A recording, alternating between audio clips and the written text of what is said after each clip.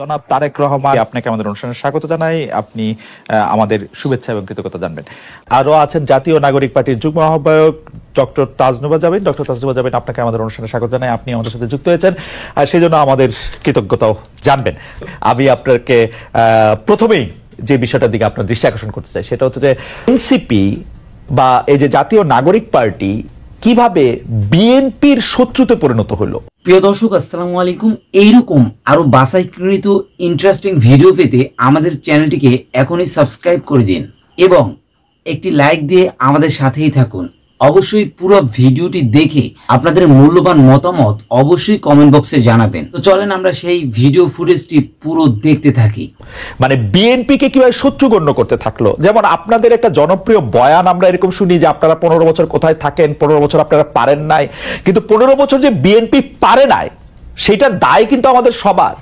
যেমন এই বৈষম্য বিরোধী ছাত্র আন্দোলন যখন জীবনের ঝুঁকি নিয়ে রাস্তায় এসে দাঁড়ালো, তারা যখন মরতে শুরু করেছিল, আপনিও প্ল্যাকার্ড নিয়ে রাস্তায় দাঁড়িয়েছেন, আপনি একজন পেশাজীবী। আমরাও আমাদের জায়গা থেকে যা করার দরকার তা করতে চেয়েছি, তা করতে চেষ্টা করেছি। কিন্তু বিএনপি যখন করতে চেয়েছে, বিএনপি যখন শেখ হাসিনাকে সরাতে চেয়েছে, তখন আমাদের কাউকে কিন্তু পাশে পায় নাই। এই 15 বছর ধরে সংগ্রামরত, তারপর হচ্ছে বিভিন্নভাবে মজলুম দলটা কিভাবে এনসিপির সবচেয়ে বড় প্রতিপক্ষতে পরিণত হলো।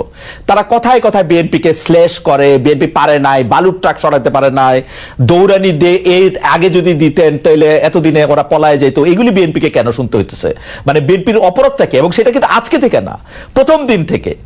এবং বিএনপির অপরাধ আমি সরাসরি দেখি যে বিএনপি একটা নির্বাচন চায় এবং নির্বাচন করে এটা দেখতে চায় যে কারা আসলে কটুক দিতে পারে। আপনি যদি আমাদের একটু বলতেন।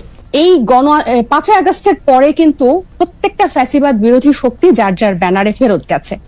এখন যখন গণ অভ্যুত্থানটা নিয়ে প্রশ্ন ওঠে, গণ অভ্যুত্থানের ভাগিদার নিয়ে প্রশ্ন ওঠে, সবাইকে কিন্তু সমান সেটার অংশীদার তারা দাবি করে, খুব ভালো কথা। কিন্তু যখন ব্যর্থতা বা কোনো ধরনের জবাবদিহিতার মধ্যে পড়তে হয়, তখন কিন্তু শুধু ছাত্র তরুণদেরকে পড়তে হয় বা এই গুটি কয়েক ছাত্রকে ধরে পড়তে হয় যে, এবং এই শত্রু বা তারা 15 বছরে কিছু পারে নাই, এই কথাটা কিন্তু শুধু ছাত্র তরুণদের পক্ষ থেকে যায় না, তা জনগণের পক্ষ থেকেও যায়।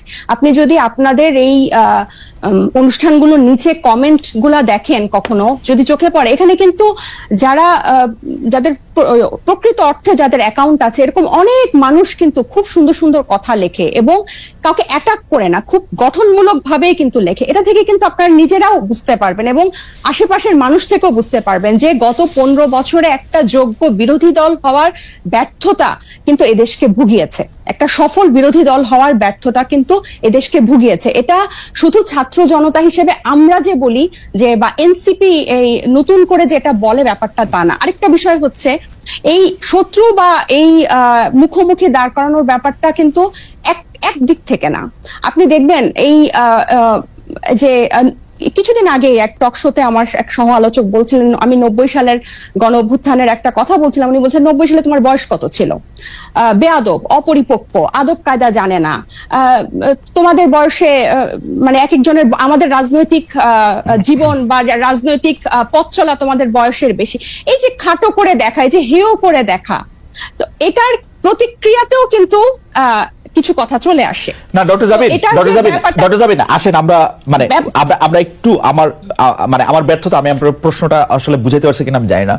আমার কাছে যেটা মনে হয়েছে যে বিএনপি গত 13 বছর ধরে, স্পেসিফিকলি বললে যে 2012 সালের পর থেকেই বিএনপি এই একটা সরকারের কাছে একটা দাবি জানায় আসতেছে, দরকার হলে সরকারকে বলতেছে ক্ষমতা চাইতে একটা সুষ্ঠু নির্বাচনের কথা বলতে। এবং এইটার মধ্যে কিন্তু বিএনপি কোনোদিন কোনো আড়াল নিতে পারে নাই। বিএনপি কিন্তু কোনো ছাত্রলীগের মধ্যে গিয়ে বলতে পারে না যে বঙ্গবন্ধু মহান নেতা, আমরা সবাই বঙ্গবন্ধুকে ভালোবাসি, এই কথা বলে কিন্তু বিএনপি রাজনীতি করতে পারে নাই।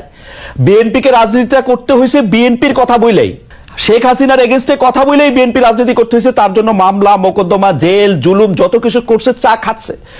বৈষম্য বিরোধী ছাত্র আন্দোলনের নেতারা কিন্তু শেখ হাসিনার বিরুদ্ধে ফেসিবাদী আন্দোলনে গেছে হচ্ছে অনেক পরে, অনেক জায়গার পরে সেই সময় তাদেরকে আমরা মুক্তিযুদ্ধের স্লোগান দিতে দেখছি, তাদেরকে আমরা বঙ্গবন্ধুর ভাষণ দিতে দেখছি, এবং আমরা দেখছি যে তারা নানাভাবে নানা ধরনের আড়াল নিচ্ছেন।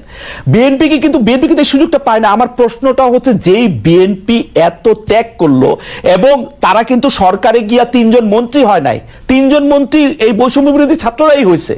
তারা কিন্তু কোনো কিছু দখল করে নাই, তাদের একটাই চাওয়া ছিল ইলেকশনে যাওয়া, এবং ইলেকশন যাওয়ার পর থেকে বিএনপিকে কি শুনতে হয়েছে আপনাদের কাছ থেকে আপনি দেখেন। আমি ছোট করে একটু বলি, আমার মাফ করবেন, আপনাদের কাছে শুনতে হয়েছে বিএনপি নাকি আওয়ামী লীগকে পুনর্বাসন করতেছে, বিএনপি নাকি আওয়ামী লীগকে নিয়ে আসতেছে। আওয়ামী লীগ দিয়া বিএনপির নেতারা যেভাবে ক্ষতিগ্রস্ত হয়েছে তার 100 ভাগের 1 ভাগ বাংলাদেশে কেউ হয় নাই।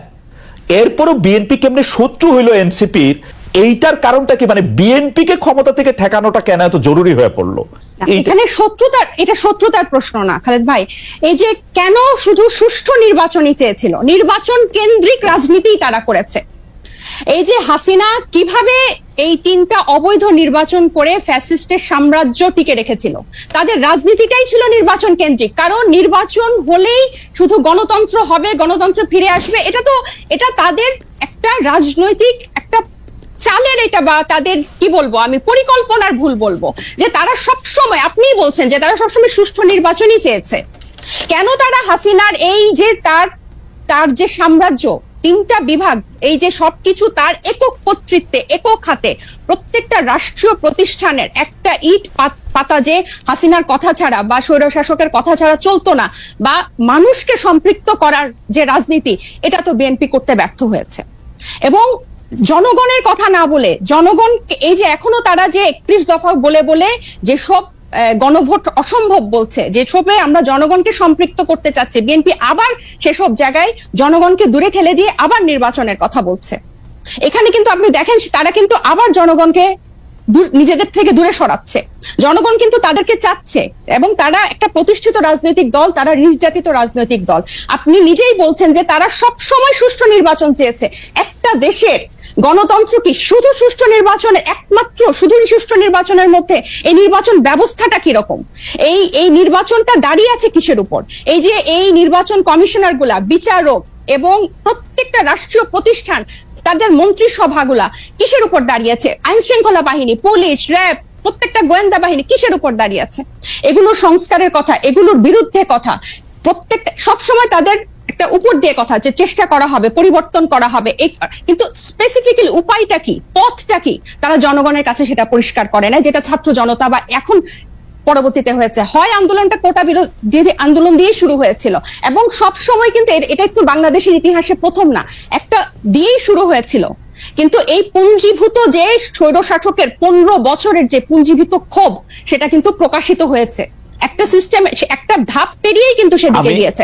এবং আমি একটু বলি, এবং বিএনপিকে যে এই শত্রু মনে করা না, আমরা কিন্তু চাচ্ছি বিএনপিকে জাতীয় ঐক্যমত্য নিয়ে আমরা একসাথে সবাই মিলে আমরা ঐক্যমতে পৌঁছাই সংস্কারের বিষয়ে, যে মৌলিক কিছু সংস্কার হোক, তারপর নির্বাচন যে 2টা টাইম লাইনে আছে তার মধ্যেই হবে, এবং প্রত্যেকটা দল, নিবন্ধিত দল সেখানে অংশগ্রহণ করবে। এবং বিএনপির কেন্দ্রীয় নেতৃত্বের নিয়ন্ত্রণ স্থানে